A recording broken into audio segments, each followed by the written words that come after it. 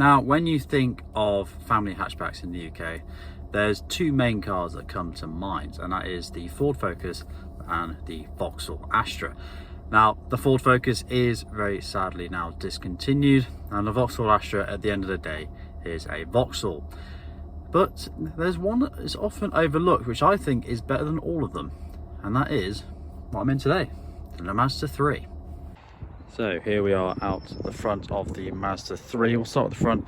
I have to say, overall, very good looking car. This one has the black pack, which makes these chrome bits much darker. But you do have the distinctive Mazda front with the thin front lights there and a large grille.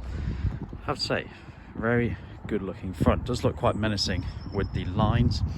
Come around the side, you've got a nice smooth hatchback design, nice proportions there. It does have the chrome around the windows. Console back again, the car still does not disappoint on the looks front. Got the big Mazda badge in the middle, nice circular lights on these, and I do have the nice gentle Mazda indicators, which are very nice. Nice twin exhaust as well. This actually sound quite nice on startup, on a cold start.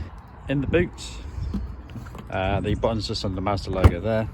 Higher spec models do have obviously the electric boot. This one does not. Likewise with shutting it, this one it has a lock button, but decent sized boot there. You could fit a decent sized human in there if you wanted to do that. Don't know why, but you could. And it's got manual closing, but that's fine because we have arms for a reason. And then around the side there, lovely side profile. So Mazda's done a good job outside. Let's have a look what it's like inside. Inside, I'm pleased to say, on the most part, the good points still continue. Now, for a lot of kind of people, this interior might look a bit boring. For me, it is brilliant because it is functional. And we'll get on to the center console in just a second. Let's start with the dials. These are actually screens, but they're obviously just made to look like traditional dials, which is actually great because it's nice and actually refreshing to have a nice normal set of dials instead of a million different ways to customize dials, which most of the time look overly complicated. So you got your speedo in the middle. This little red mark here actually indicates the speed limit of the road. Annoyingly, like most modern kind of speed recognition systems, that often, well, not often, but that does go wrong. I've been a few times where a road's turned from a 30 to a 50 and it still thinks it's a 30 and it will get angry at you. The bonging, the kind of sound, the noise bong is not actually very loud in this car. It's very nice, which is nice, especially if you've got music on, you can hardly hear it. So it's not the end of the world. But yeah, that is the marker. If you do go over it, it's got a red line, which indicates you're speeding. Obviously, that's where it can be annoying because sometimes it shows the speed wrong. Got your temperature gauges and your fuel gauge on the side here, and on this side you have your rev counter. Obviously, I'm in an automatic. The manual one is also very good. I've driven that, but I'll get to that in just a second. And this is what they're like when they're off. So yeah, mostly a screen. Actually, the rev counter is actually not a screen, so and then when you turn it on, got your Mazda 3 there. So I actually really like this gauge cluster. Nice, simple, effective, shows what you need to see very clearly. Onto the steering wheel, again, not overly complicated, which I like. You got your volume button, easy to use. Your skip button, easy to use. Your phone, you can hang up, dial your number. Then you've got your info button. You can look at basic information of the car. You can change the inside there. And then you can reset your trip computer, and if you want you can just have a plain dial on the front. I like that one there. On this side you have your cruise control, simple, like a normal cruise control. You do have some extra buttons on the side here, traction control, a few bits of your stop start and everything, just like a normal car. Wipers and your lights are all controlled here, and your trip computer is there.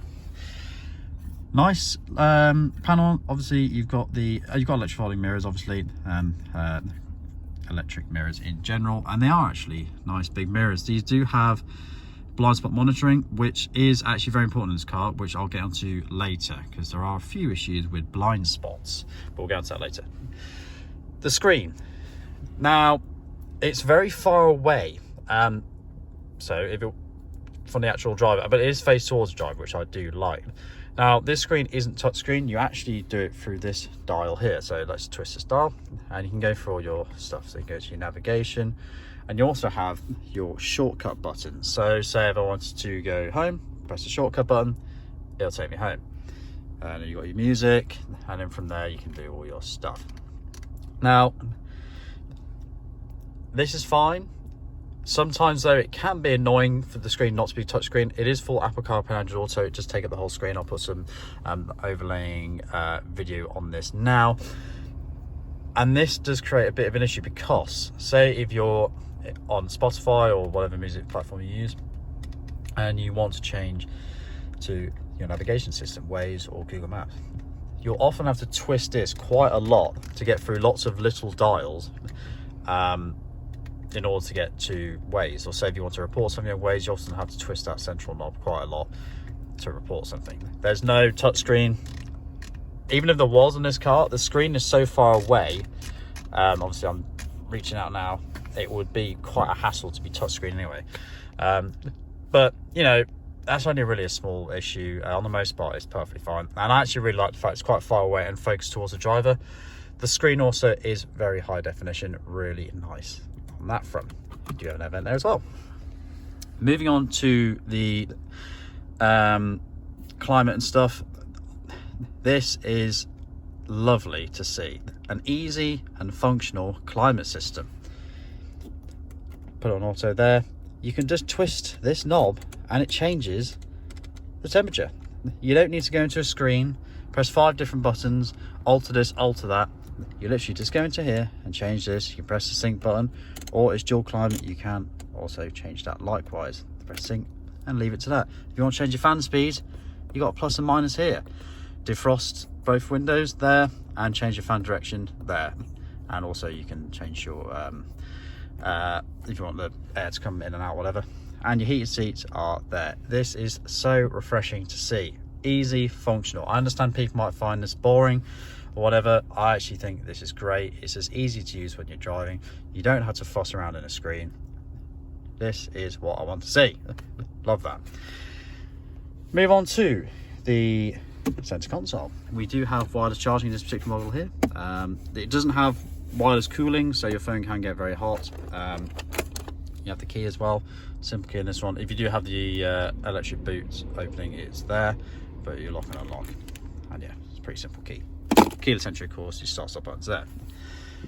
Then you move on to the gearbox. Now I'll do a review of the actual gearbox when we're driving, because it is excellent. But it's nice and simple. Again, there's not any stupid twisty knobby things. You just push this and you can put it into manual as well if you want to shift like that. It's very easy to use. Like I mentioned earlier, this is your infotainment dials. You've then got again another brilliant feature. You have a volume knob. Brilliant to see. Not any haptic buttons, it's just a classic volume knob. Excellent. And unsurprisingly, it works brilliant. If you want to change the volume one tiny bit, you can. You don't have to accidentally mess around on the screen and whatever. Great to see a volume knob. Just bombing new cars, you get excited for the simpler things now. Electric handbrake, that's and everything. And then you have your drive modes. You select your drive mode here. So we've got sport and sport. So you can put it in sport mode or not, as you can see there. On the other side, got nice air vents there. Nice dash here as well. Goes all across. Nice kind of multi-layering on the dash. Lots of air vents. And I would say it is actually a very nice place to sit. It does feel premium. Over a Focus or something like a 308 or something like that, it does feel more premium. You've got very soft leather touch here. Here, this armrest is lovely and soft. You can open it. You got your wireless charging there, and it's a big thing. This does slide as well, like that. Doors, again, nice soft touch material. This is quite nice. Nice door handles that flow into this line of chrome on the side. It does feel a step above the Focus. And I have to say, it is very, very nice in here. Now, like I was mentioning earlier with the mirrors, now these do have blind spot monitoring, and you do have a heads-up display, as you can see there. which is actually brilliant. The only problem with the heads-up display is sometimes, as far as I can tell, you can't change the positioning of it. So if you sit quite low, you often don't see it. There might be a way of doing it that's hidden, but I couldn't find it, so that's an issue. Your heads-up display there, and it does give you a blind spot warning on the heads-up display. Now, the reason why I'm talking about blind spots on this car, as you may have seen on the walkthrough on the outside, it does have a very nice rear quarter. However, it does create a massive blind spot. So yeah, this whole thing obviously is a huge blind spot from the rear quarter, and it does mean that you almost rely on these two technologies here. But yeah, it does, I do find that quite annoying. It is a very large blind spot, but yeah, it is what it is. At least there are some countermeasures for that. So let's hop in the back and see what it's like back there. All right, so in the back, and my seat, well, my legs are against the seat. This seat is in my normal driving position. For reference, I'm 5'11". My legs are on the back of the seat, but this is kind of what's to be expected of this kind of size car. It will be the same in a Focus or likewise. But back here, headroom is decent. Room is pretty decent. Like I said, I'm 5'11". There you are. The only problem is you can hit your head off this bit very easily, but apart from that, the headroom is decent. Apart from that though, it's pretty barren back here. I will be honest. There's nothing here. There's no charging ports or anything here.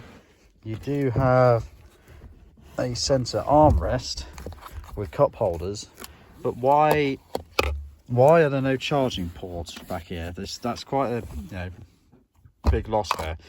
So just literally put 2 USB chargers in the back here and that'll be sorted. But yeah, there's nothing. It's very barren back here. You do have your cup holders, but that is it.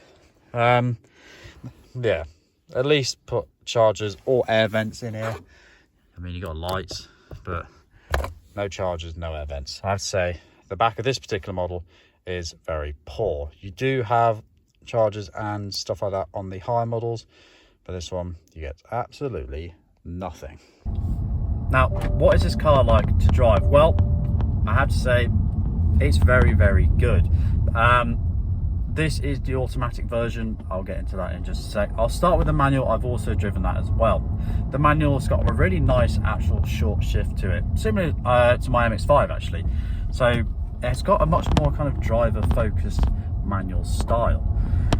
The automatic, which I'm in today, also has lots of good to report. This car is extremely smooth. The gear changes you don't notice at all, and it is a lovely car to drive. Very smooth on the motorway.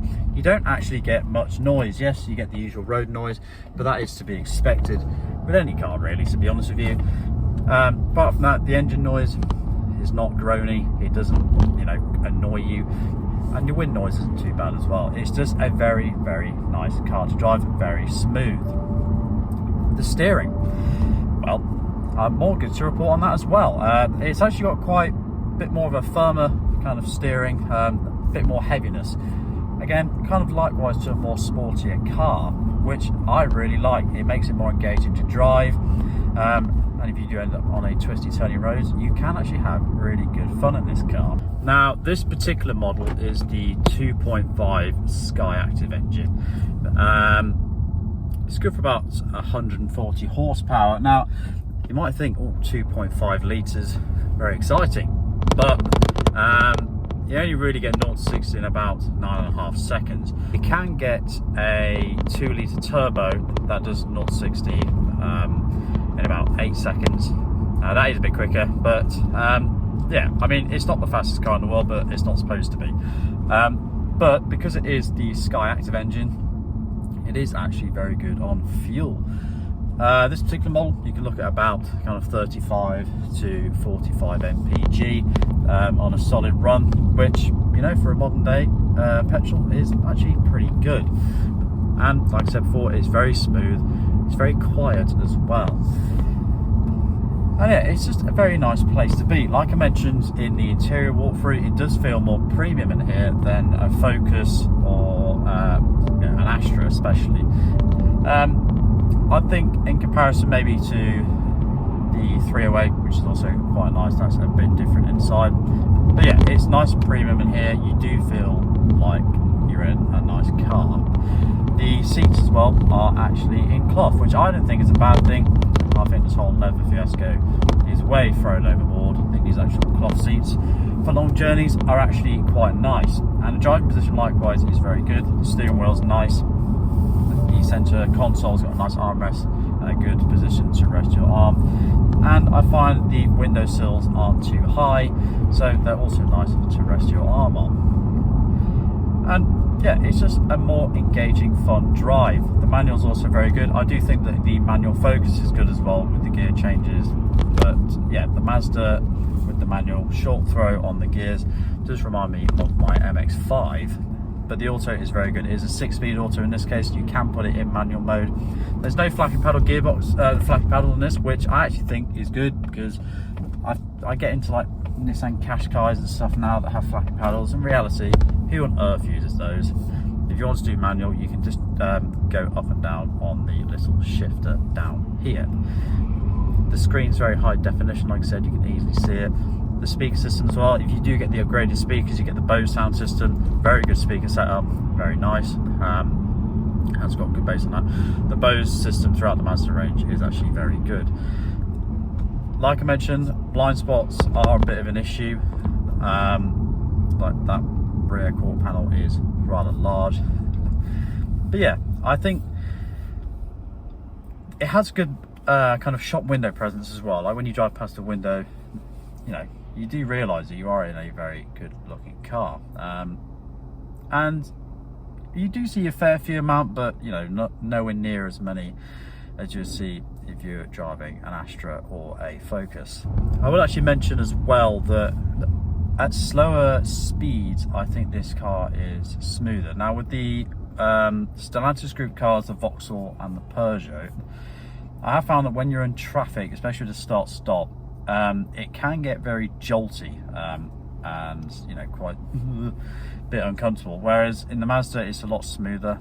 The start-stop isn't as aggressive. Obviously you can easily turn it off, and it's just a lot smoother on the lower range of the gears.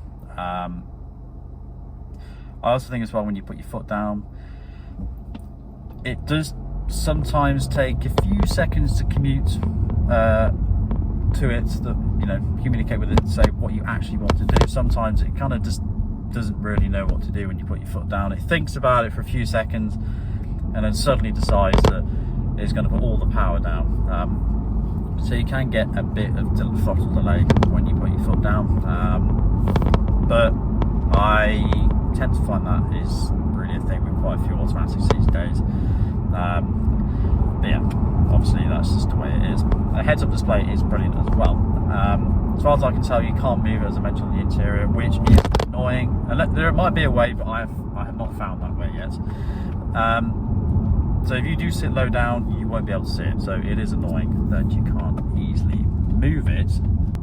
But if you are at the right position where you can see it, it's actually very helpful. Like I mentioned, it does the blind spot monitoring, so you can obviously alleviate the risk of the massive blind spot at the back. So it will give you a little radar image if there's a car in your blind spot. It shows you your speed and then the speed limit of the road. It's not overly complicated. I know you can get heads-up displays now with like the Volvos and the BMWs that have your navigation system on there that show arrows to see where you're going. It's not that you know, in depth. It's quite a basic one as such, but for a car of this price, it's very well equipped, and you know, it's actually very helpful. I use it a lot.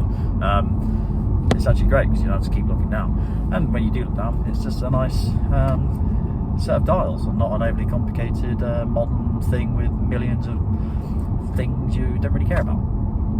So yeah, driving it is very pleasant to drive, very buttery smooth, nice brakes, very, very nice. Outside, it's nice to look at. Inside, it's a nice place to sit. Do I think this is a great alternative to a Focus, to an Astra? Yes. Actually, if I was in the market for a car of this range, to be honest with you, if I wasn't looking for a brand new car, this would be a no-brainer. I think the Focus is very good, don't get me wrong, but obviously, of course, they have stopped making those, so you can't really get a brand new one anymore. It's not the end of the world. You can obviously get very good second-hand ones, and a lot of them did have engine issues, which I won't get into. But yeah, don't get me wrong, the Focus is a brilliant car, but I do think the Mazda is a step above, especially with the Astra. Well, yeah, new Astra is a leagues above the previous generation. Again, I think the Mazda 3 takes it. So yeah, I hope you did enjoy my first review. Obviously, this is my first review, so if you do have any comments where I can improve, please let me know, because I would like to carry on doing these things. And if you have any differing opinions, then let me know. What do you think is a very good price, a very good car within this kind of range of vehicles?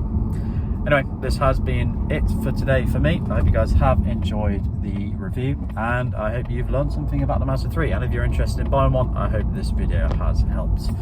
Until next time, I will see you guys there. Have a good one.